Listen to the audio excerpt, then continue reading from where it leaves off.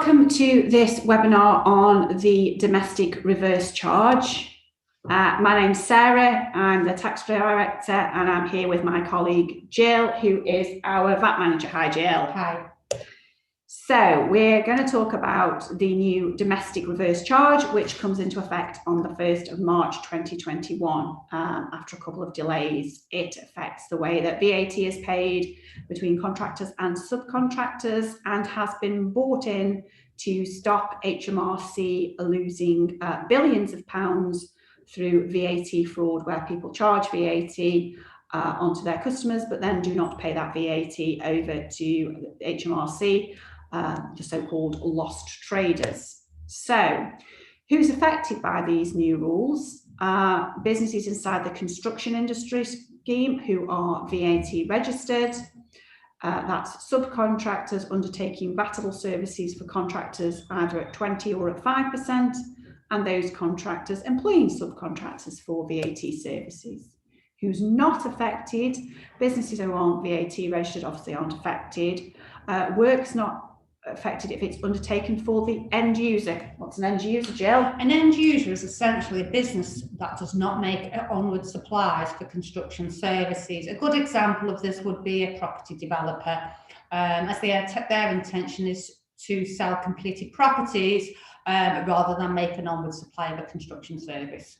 Obviously work which is zero rated because there's no VAT to account for so new builds aren't affected by the new rules.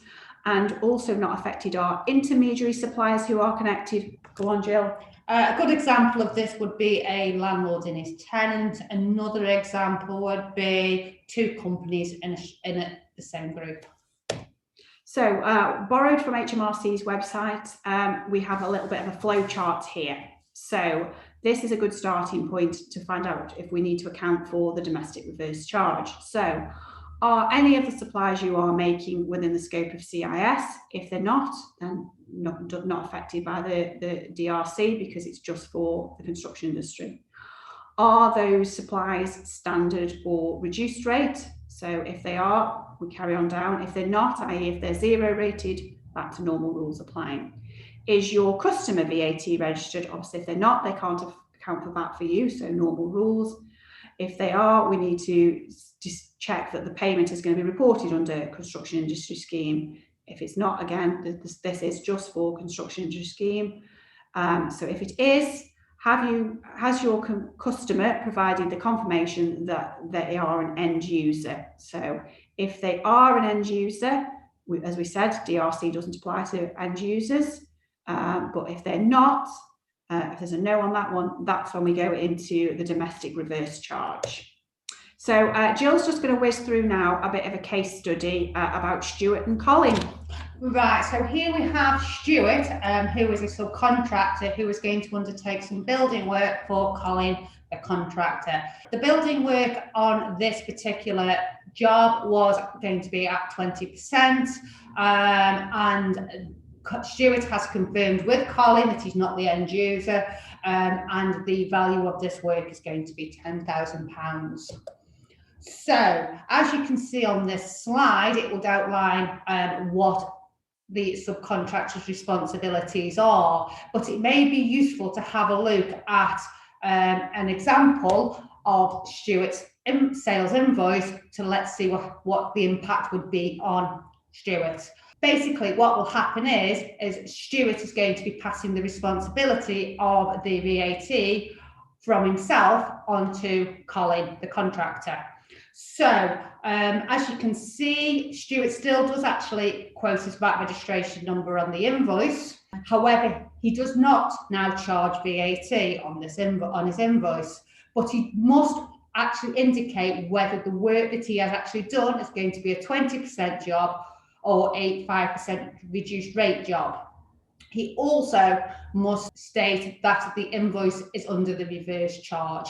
Okay, so Stuart has now passed over his invoice to Colin, and now Colin has paid the £10,000 for the invoice.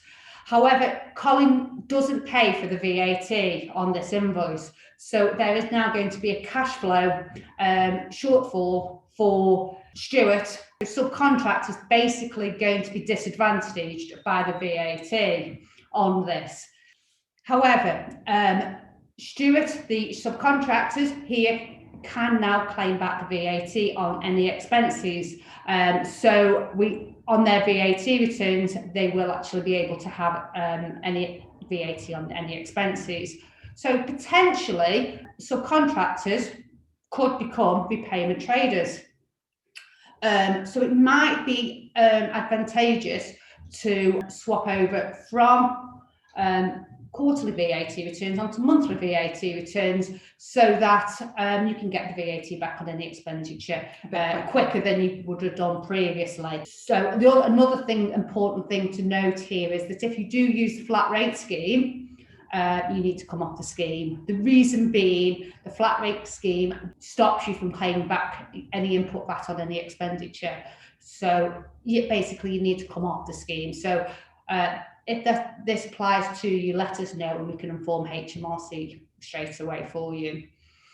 You mentioned a cash flow disadvantage for Stuart anyway. What if Stuart deferred his VAT last March when the virus impacted and he's also got that to sort out? Yeah, so if Stuart had decided on his March VAT return last year to defer the VAT, that is now going to become due in March of this year. So what we could actually do is there is going to be an option on your online gateway, and you can now click and spread the cost of that VAT over a 12-month period by direct debit. So this might be a good idea to relieve any cash flow.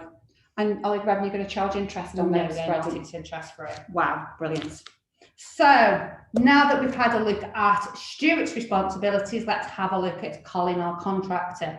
Outlined again on this slide is what Colin's responsibilities are. As we have said, the subcontractor has passed the VAT responsibilities onto the contractor. So let's have a look at Colin's VAT return. So Colin now has to account for Stuart's, the subcontractor's VAT. So as you can see here, it is the £2,000 as in box 1. However, Colin can still claim back the VAT on the input VAT. So that is in box 4. So the net effect, in effect, is going to be that financially, the contractor is no worse off. The one thing to actually note is Colin, the contractor, has now got basically another another administration thing that they didn't have before to think about.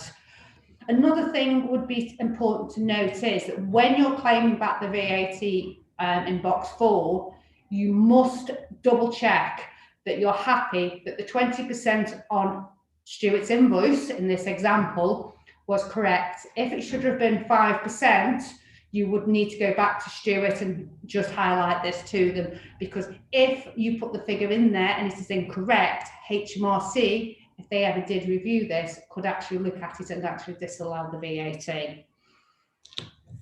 But as we've said, the main problem here is going to be administration. But the software companies are now actually up to speed with this because of all the delays. They've actually caught up. So Xero, Sage, QuickBooks, all of the major software companies out there are now actually got the updates and they're all up and running.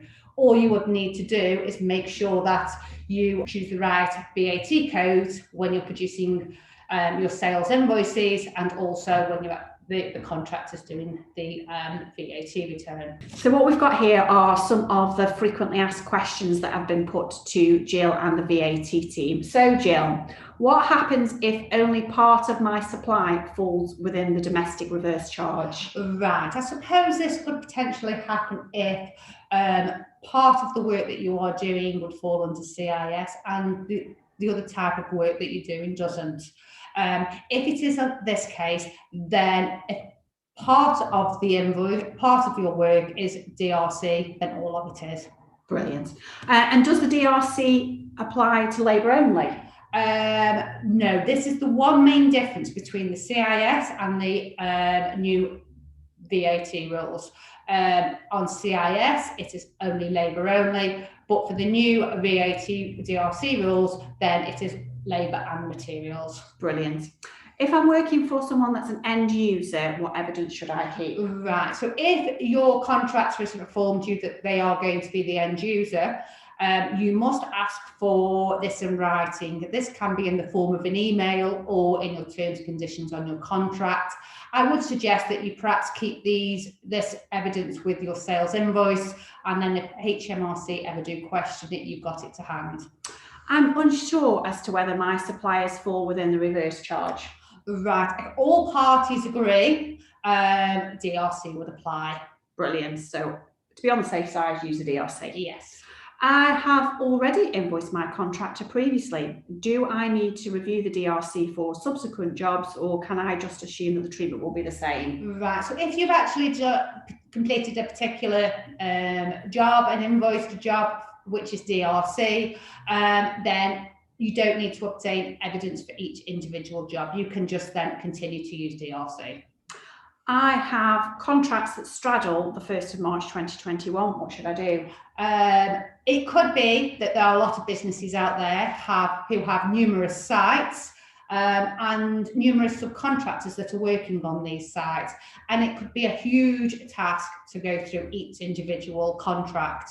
So what HMRC have said is that if you look at each particular subcontractor, and if more than 5% of their work is DRC, then all of it is. And then finally, how do I treat DRC for my current invoices? So yes, we have a slide for this here. So basically, the payment due date will determine how the VAT treatment would be. So as you can see on the slide, if you have an invoice that was issued before the 1st of March, but the due date of payment is on or before the 31st of May, the normal VAT rules would apply. If your sales invoice was before the 1st of March, however, the payment due date was on or after the 1st of June, DRC applies. If the invoice understandably is on or after the 1st of March and the due date of the payment is after the 1st of March, DRC applies. Brilliant. Thank you, Jill. So that is our quick webinar on the domestic reverse charge. Hopefully that's been useful. Both Jill and I's contact details are on the start of the presentation, and thank you very much for watching this webinar.